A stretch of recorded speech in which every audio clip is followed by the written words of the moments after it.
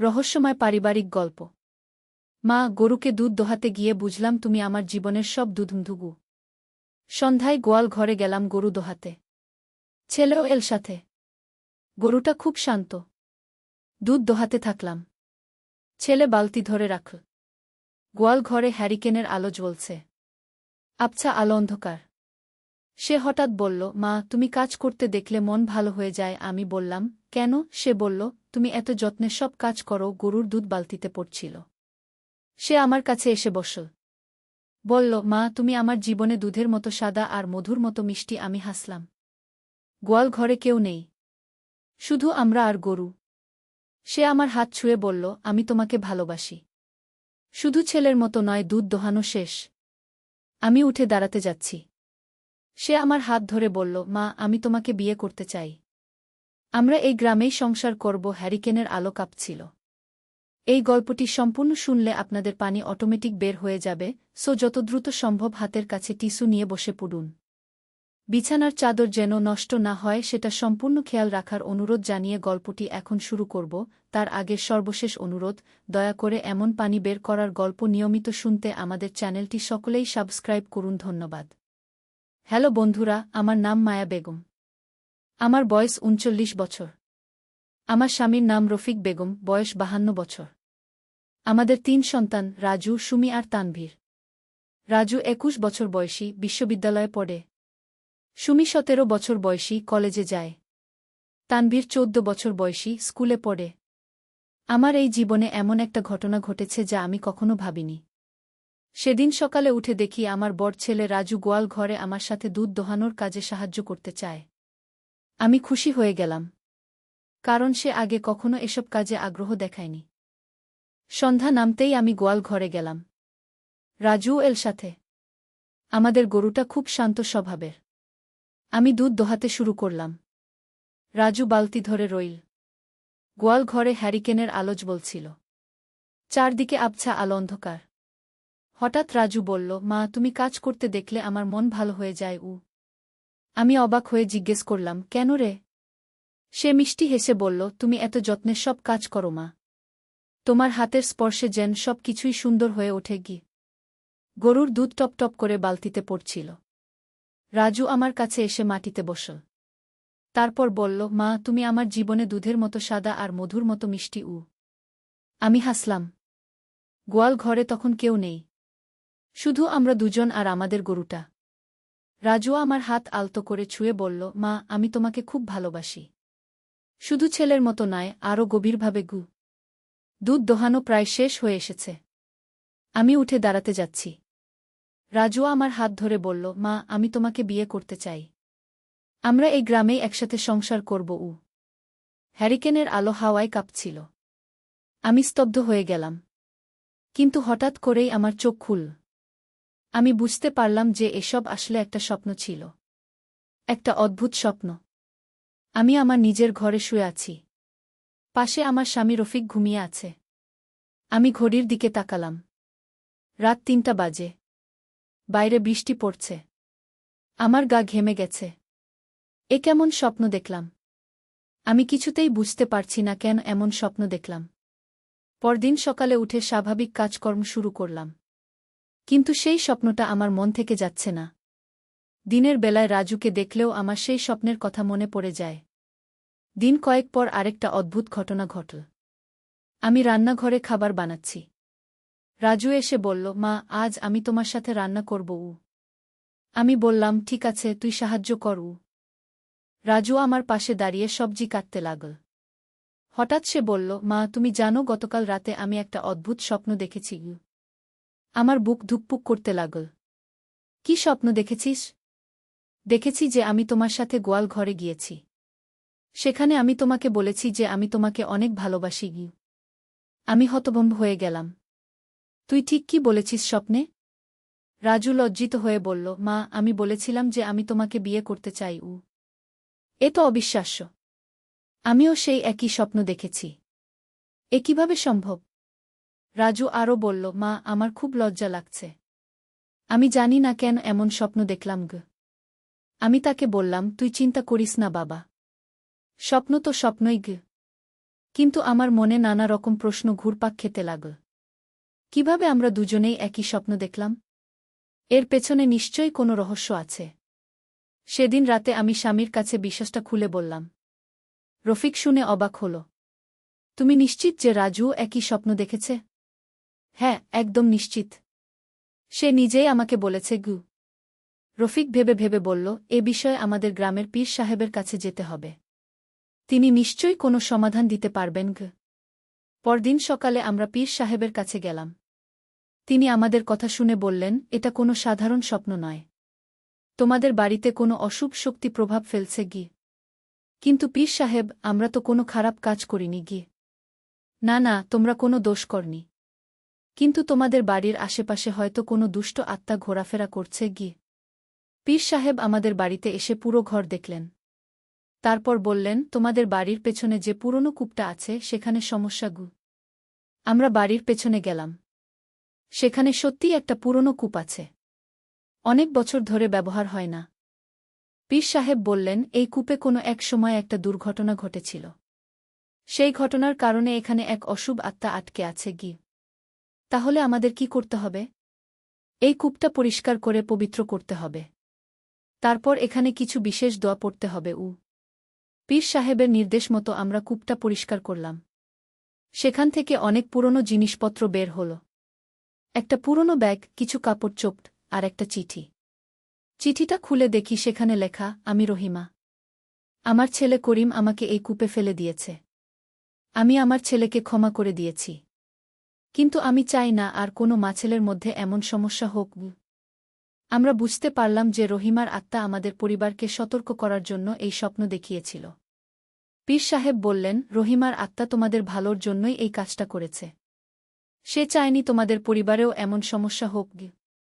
আমরা কূপের পাশে রহিমার জন্য দোয়া পড়লাম, ফাতিহা পড়লাম, কিছু খাবার দান করলাম। সেই রাত থেকে আমাদের আর কোনো অদ্ভুত স্বপ্ন আসেনি। রাজু স্বাভাবিক হয়ে গেল। কিন্তু এরপর থেকে আমাদের পরিবারে আরও অদ্ভুত কিছু ঘটনা ঘটতে শুরু করল। প্রতি রাতে আমাদের বাড়িতে একটা সাদা ছায়া দেখা যেত। কখনো কখনো রান্নাঘরে জিনিসপত্র নড়াচড়া করার আওয়াজ শোনা যেত। একদিন রাতে আমি ঘুম থেকে উঠে দেখি রান্নাঘরে আলো জ্বলছে। আমি গিয়ে দেখি একজন বৃদ্ধ মহিলা সেখানে রান্না করছেন। আমি ভয় পেয়ে জিজ্ঞেস করলাম, আপনি কে? বৃদ্ধ মহিলা মুখ ফিরিয়ে বললেন, আমি রহিমা। আমি তোমাদের পরিবারের মঙ্গলের জন্য এসেছি। আপনি কি চান? আমি চাই তোমরা সুখে থাকো। তোমাদের পরিবারে যেন কোনো অশান্তি না হয়। রহিমা আমাকে বলল, মায়া, তুমি একটি ভালো মা। তোমার ছেলেমেয়েরা তোমাকে খুব ভালোবাসে। কিন্তু কখনো কখনো ভালোবাসা ভুল পথে চলে যেতে পারে। আমি সেটা রোধ করার জন্যই তোমাদের সতর্ক করেছিলাম। আপনি কি আমাদের সাথে থাকবেন? না, আমি এবার চলে যাব। তবে যদি কখনো তোমাদের কোনো বিপদ হয়, আমি এসে সাহায্য করব। রহিমা ধীরে ধীরে অদৃশ্য হয়ে গেল। কিন্তু তার আগে সে আমাকে একটা ছোট্ট কাগজ দিয়ে গেল। সেখানে কিছু দোয়া লেখা ছিল। পরদিন সকালে আমি পীর সাহেবকে বিষয়টা জানালাম। তিনি বললেন, রহিমা একজন নেক আত্মা। সে তোমাদের পরিবারের কল্যাণের জন্যই এসেছিল। এরপর থেকে আমাদের পরিবারে শান্তি ফিরে এল। রাজু আগের মতোই ভালো ছেলে হয়ে রইল। সুমি আর তানভীরও স্বাভাবিক জীবনযাত্রায় ফিরে গেল। কিন্তু একদিন আবার অদ্ভুত কিছু ঘটল। আমি বাজার থেকে ফিরে এসে দেখি আমার ছোট ছেলে তানভীর গোয়াল ঘরে একা একা বসে আছে। আমি জিজ্ঞেস করলাম, তুই এখানে কি করছিস? তানভীর বলল, মা, আমি এক বুড়ি আম্মার সাথে কথা বলছিলাম। কোথায় বুড়ি আম্মা? তিনি এইমাত্র চলে গেছেন।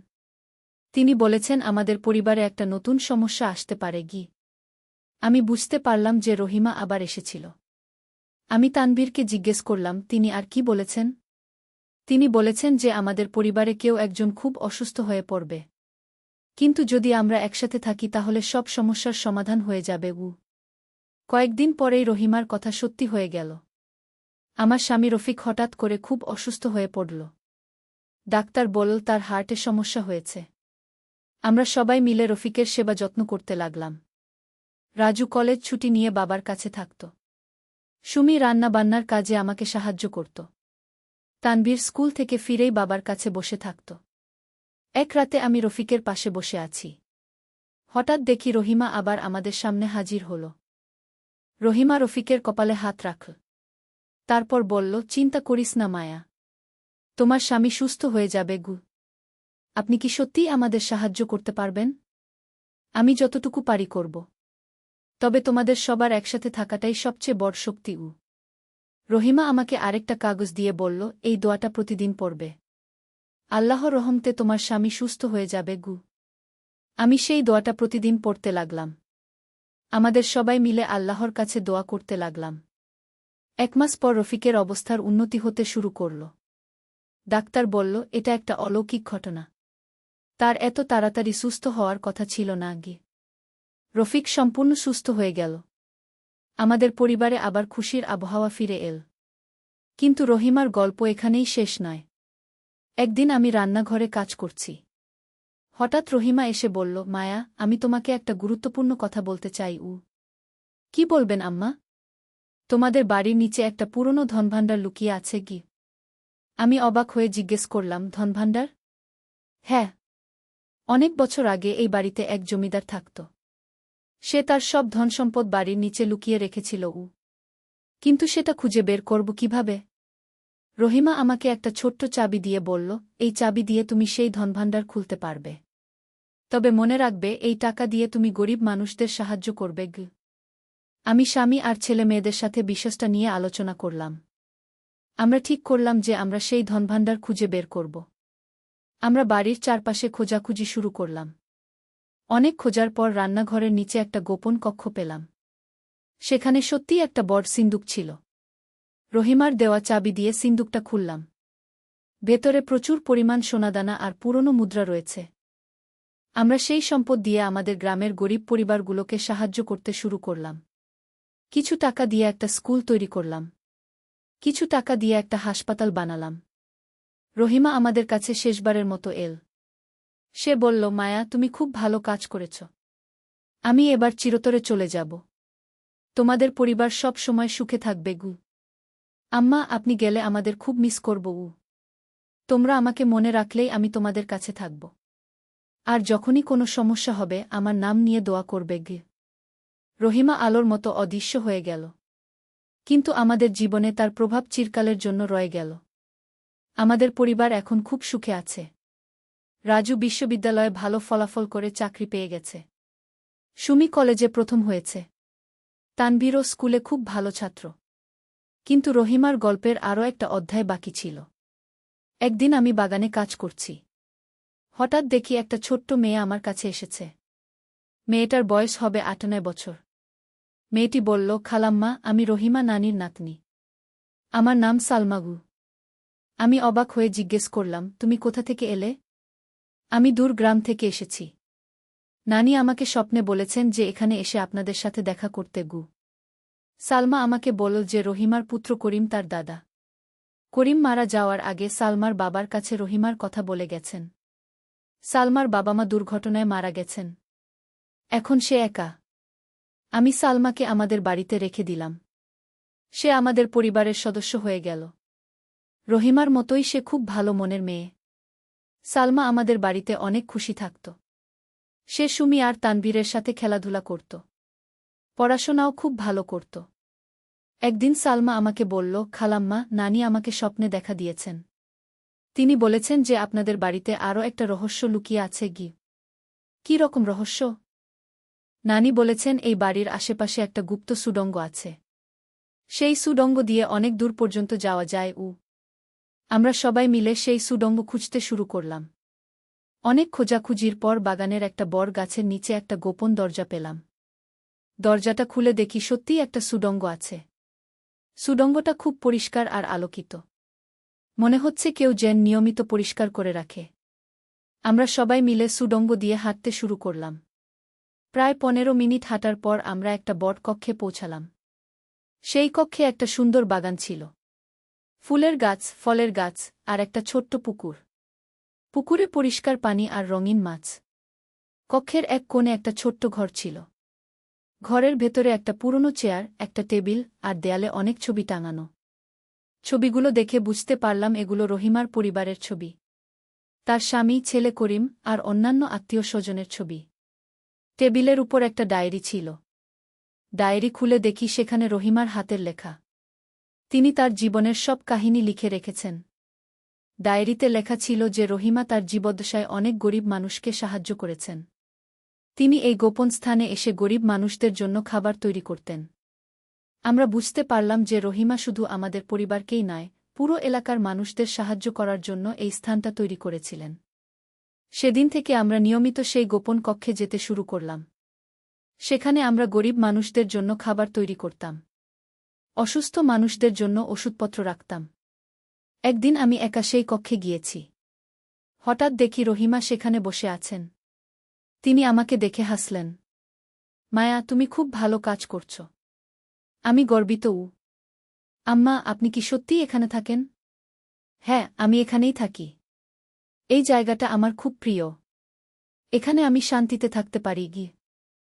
রহিমা আমাকে বলল, তুমি জানো মায়া, আমি আমার জীবনে অনেক ভুল করেছি। কিন্তু আমার সবচেয়ে বড় ভুল ছিল আমার ছেলে করিমকে ভুল বুঝা। কী রকম ভুল?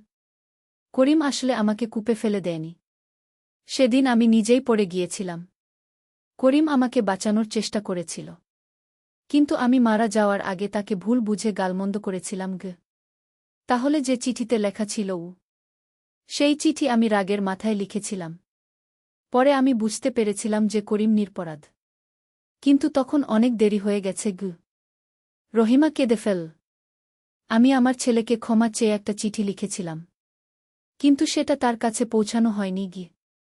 আমি রহিমাকে সান্ত্বনা দিলাম। আম্মা, করিম নিশ্চয়ই আপনাকে ক্ষমা করে দিয়েছে। সন্তান কখনো মায়ের উপর রাগ করে থাকে না। রহিমা আমাকে একটা পুরনো চিঠি দিল।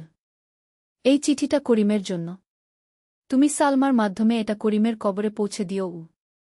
আমি সেই চিঠিটা নিয়ে সালমার সাথে করিমের কবরস্থানে গেলাম। সেখানে চিঠিটা রেখে এলাম। সেই রাত থেকে রহিমা আর কখনো দেখা দেননি। কিন্তু আমরা জানি যে তিনি এখন শান্তিতে আছেন। সালমা আমাদের সাথেই থেকে গেল। সে আমাদের পরিবারের একটা অংশ হয়ে উঠল। আজ সে বড় হয়ে একজন ভালো শিক্ষিকা হয়েছে।